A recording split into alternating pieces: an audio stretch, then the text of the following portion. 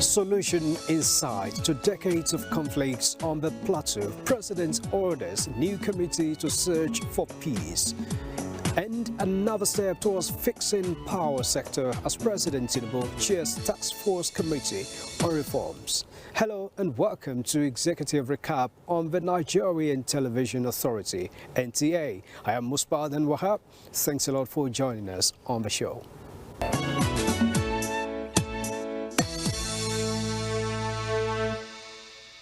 The Federal Executive Council took another step towards fixing the power sector as it approved the immediate constitution of a task force committee on power sector reform to accelerate total overhaul of the sector. This is one of the major outcomes of the Council's meeting in the week. Members arrived for the fifth meeting of the Council in the year, end of a minor rejig since the last one. Taiwo Oyedele as Minister of Finance and Mutoka Dharma for Housing and Urban Development are the new arrivals in the Cabinet. Memos have equally accumulated for members' consideration and decisions. And out of the 32-point agenda, power sector reform received a major attention. The slow pace of development in the sector towards a stable and reliable power supply apparently bothers the presidents just like other Nigerians. Hence, the constitution of a 10-man task force committee on power sector reform to be chaired by the president himself. The goal here is to ensure that there's a total overhaul of the power sector, without which real progress cannot be made in terms of industrialization, which will ultimately lead to economic prosperity of Nigeria. The Committee on the proposed Grid Asset Management Company Limited, GAMCO, set up about 2 months ago under the chairmanship of the Chief of Staff to the President, Femi Gbajabiamila, submitted its report to the Council. On infrastructure development, the Council approved award of contract for 3 rail projects: Kano State City Metro Rail, Kaduna State Light Rail, and Green Line Rail, Phase 1A in Lagos. We would agree that these 3 cities are very important and critical. All cities are important, but this is where you have, your 10% effort yielding 90% results. The $2.99 billion project are to be funded by the Ministry of Finance Incorporated, MOFI, and other counterpart funding. Ministry of Works got approvals for 10 new projects across the geopolitical zones. These include sections of the Sokoto-Badagry Highway, Lagos-Calabar Highway, Suleja-Mina Road, construction of Mango-Brainy-Gwari Road in Kaduna, reconstruction of Kata Bridge in Lagos, Bodo-Boni Extension, among others. In Northwest again, Info West, 252 billion, about 81 kilometers, of reinforced concrete pavements. And is fully completed as of today. We are putting solar light. That's the famous Lot 1 of Abuja, Kaduna, superhighway. We are very proud of what the president has achieved. Reinforced concrete, I want you to go that night. The quality of Lagos, Calabar, quality of Sokoto, Badagry. We are very proud. We gave 14 months, we beat it 30 months. So we're happy this happened, and we thank the president very, very highly because he made it #1 priority project, even over and above all the legacy projects. This government has been doing everything possible to ensure that our roads are made more travel, not only for separate travels, but in fact for investments and, of course, economic growth and prosperity. So we must commend our dear President Ashwaji Bola Ahmed Tinubu, for his bold initiatives on improving on our roads infrastructure particularly, and of course by extension all our infrastructure, not only road, rails and other services. And of course we must also commend the Minister of Works, Engineer Deb Umahi, for his bringing a lot of experience, innovation and technical expertise to bear in the discharge of his duties. reinforced concrete, rigid pavement. A lot of people have been talking about delay in the execution of our ongoing project. But let me say it clearly. Anybody who has the opportunity of witnessing what is happening on our roads, particularly on Abuja-Kaduna road, will know that it will take a little time, because it's not something that you just lay asphalt and move on. You look at how these iron rods are being, put on that road, the cement, concrete, and then you allow it to stabilize, and then of course to move on to another stage.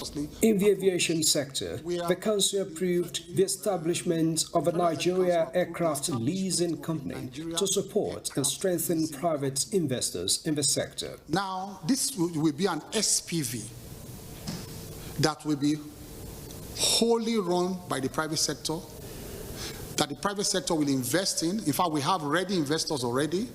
They have just been waiting for this FEC approval.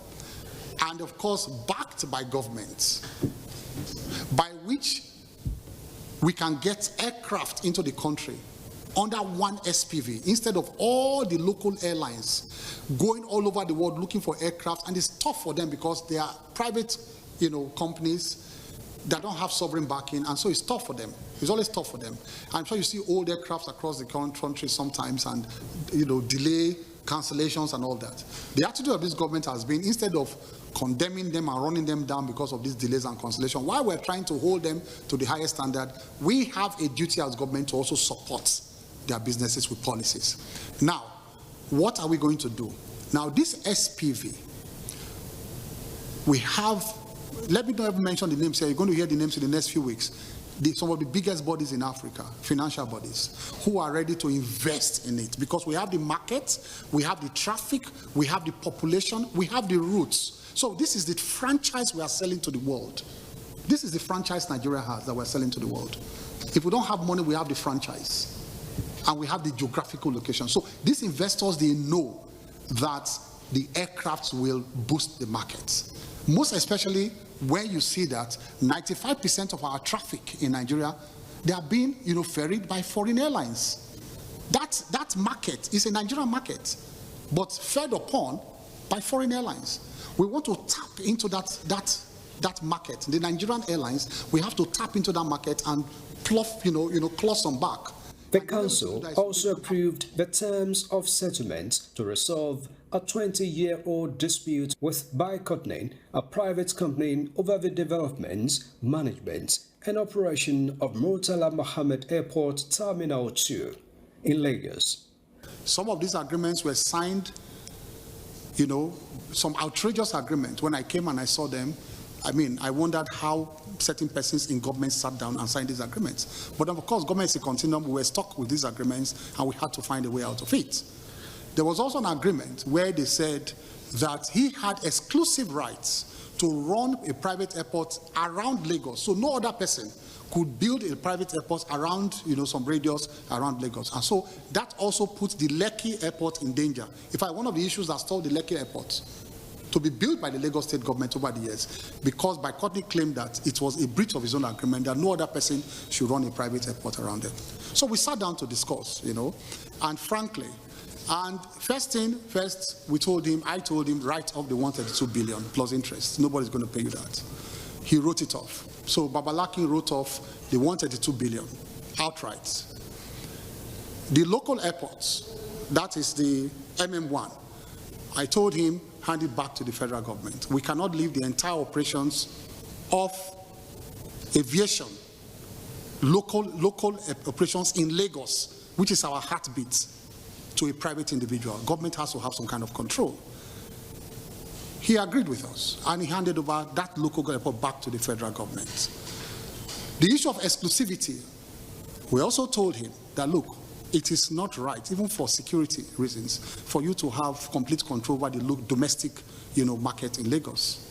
He agreed. So that exclusivity clause, we removed it. So these were the concessions made by Bicotnin headed by Babulaki. So we thank him for his patriotism, because we actually made him to make all of those concessions. And we sat there in the spirit of brotherhood, because like I said, we are both members of the INABA, and we understood some of these judgments and how they can play out, and the effect of these judgments. So it was important that we both spoke on this. On the other hand, what did we give to him? The Hotel and Conference Center, you can see the carcass there that has been there for many years. I think it was revoked by Jonathan's government. Also, I can't remember Yar'Adua's government. We gave it back to him. It's okay. Complete and run it on a shared basis with the federal. So it's not even exclusive. We are still going to benefit from that, the federal government. So he has 24 months under the new agreement to complete that conference center and hotel, the 5-star hotel, opposite, I'm sure you all know it, opposite the MM2. Complete it and run it within 24 months. And we told him we will not tolerate any delay again. So that place, the whole eyesore there, the uncompleted building will be gone.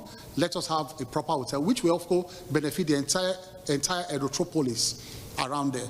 The council also inaugurated a new national commissioner for the Independent National Electoral Commission, INEC, and 4 new permanent secretaries into the Federal Civil Service.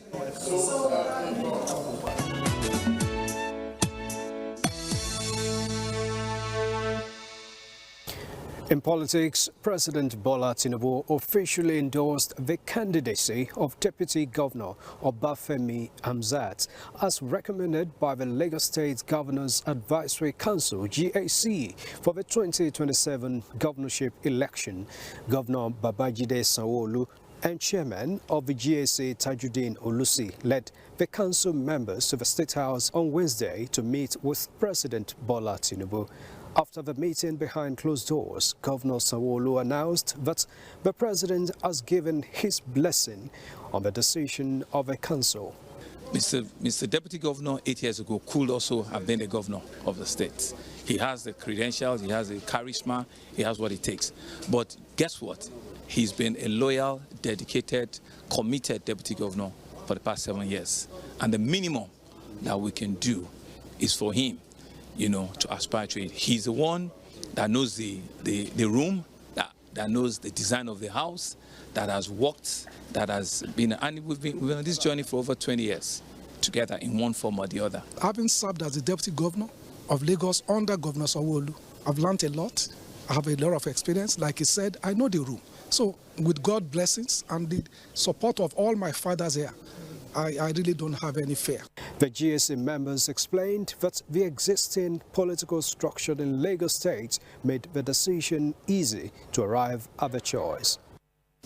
It is part of the system that we should come together, put our heads together, and take a course of action. President Bola Tinubu also met with Governor Babagana Umara Zulum of Borno State behind closed doors. Details of their meeting were not made public.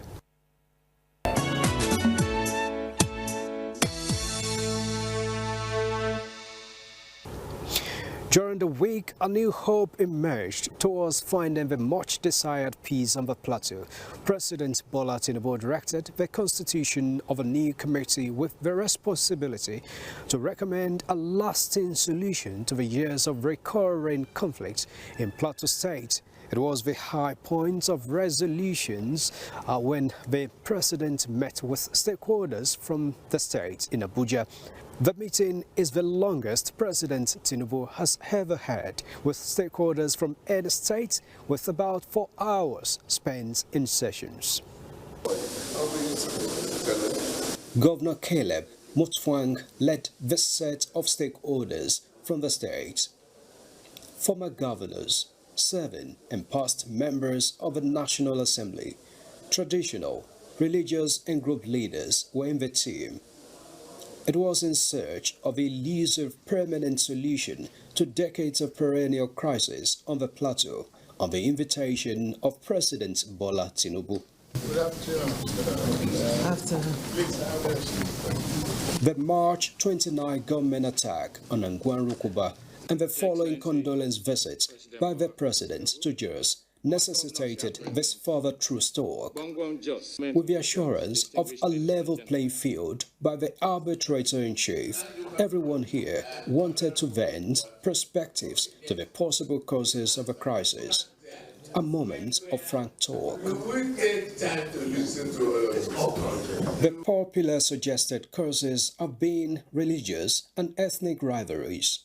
Some of the speakers here agreed, others begged to differ. I don't agree that some of the things that happen have something to do with religion. My community, I'm almost 100% Islamic in terms of religion. But when these are refused us peaceful living, the people that are causing the problem are the leaders. Yes. It is high.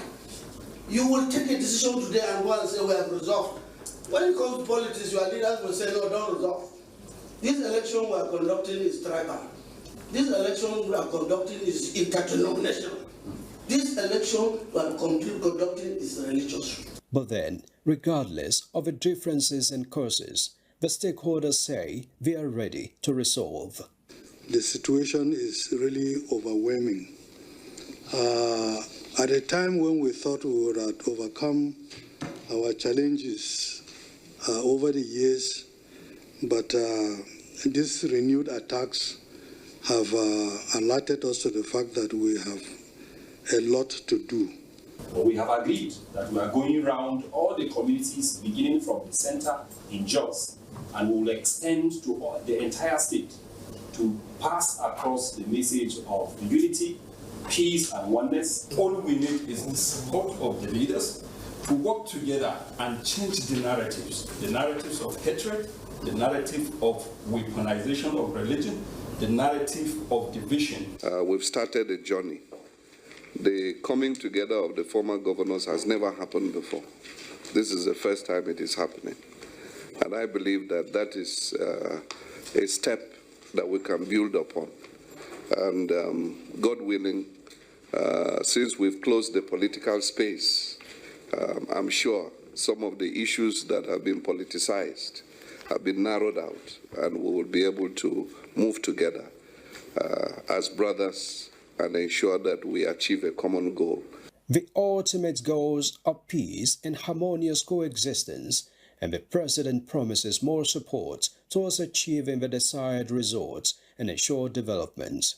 And I believe once we have a state police, enforcement of laws and others,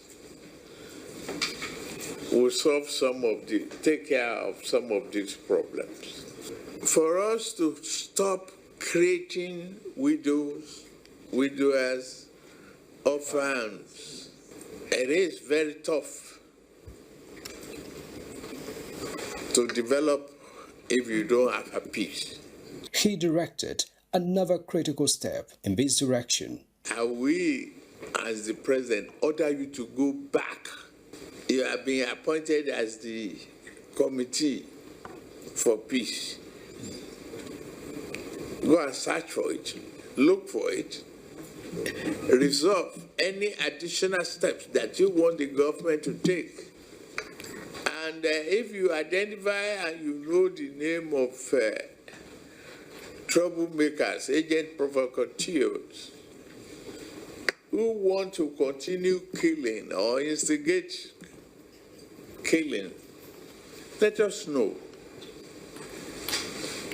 We use the instrument of office to deal with them.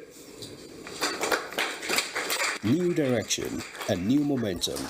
There is a renewed hope for a lasting solution after a similar move years back under the administration of former President Olusegun Obasanjo.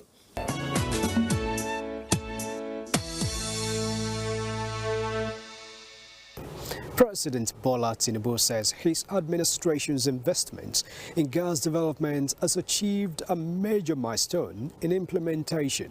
The president reviewed the progress when he received a delegation of a civil society organization on community advancement and humanitarian empowerment initiative in the State House.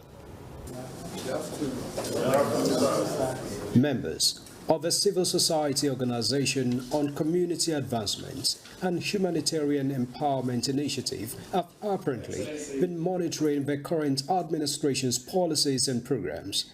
Here was an opportunity to pass their report on observations, suggestions, and perhaps requests to the president.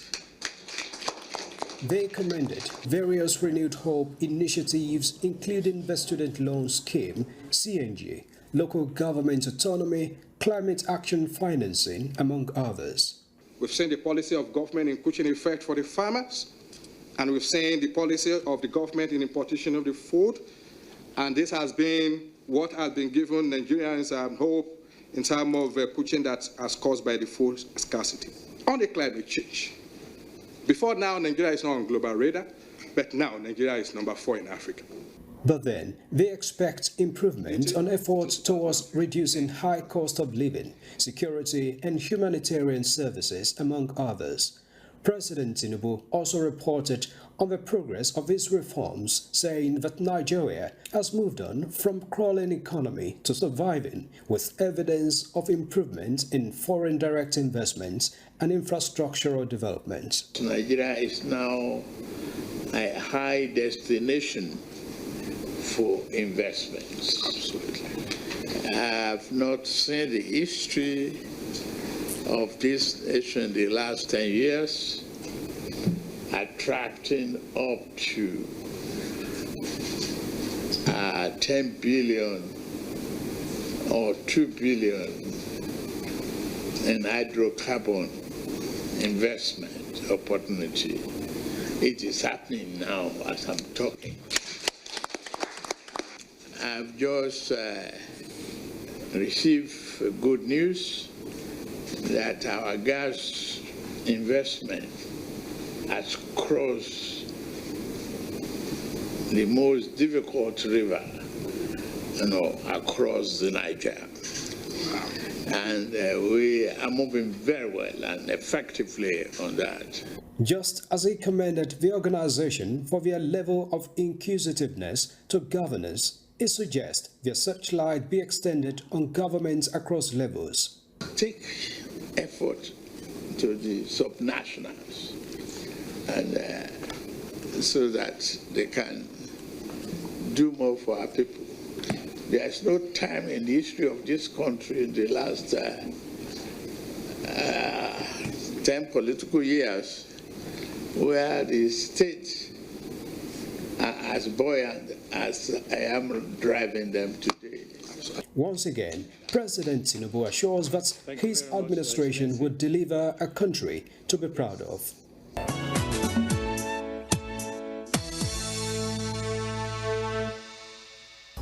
Meanwhile, President Bola Tinubu is now in France, his first stop in the three-country trip. The president who departed Abuja will also proceed to Kenya and then Rwanda. His scheduled visit to Nairobi, Kenya, is to attend the Africa-France Summit, scheduled to begin next week. Co-chaired by President Emmanuel Macron and President William Ruto, the summit focuses on energy transition, green industrialization, digital transformation, restoring of global financing architecture, and climate action. President Tinubu's participation of the summit from May 11th to May 12th will underscore Nigeria's unwavering commitment to strengthening strategic partnerships with African nations and the French Republic.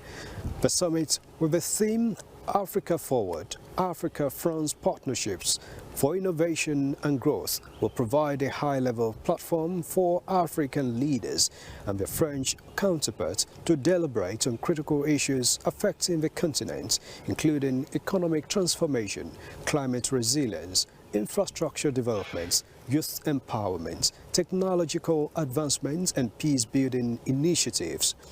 At the end of the Kenya summit, the president will depart for Kigali, Rwanda, to attend the annual Africa CEO Forum taking place between May 14th and 15th. With the theme Scale or Fail, this year's Africa CEO Forum will be the largest gathering of African private sector leaders, investors and policymakers focusing on accelerating economic transformation through shared scale, regional integration and increased cross-border investments.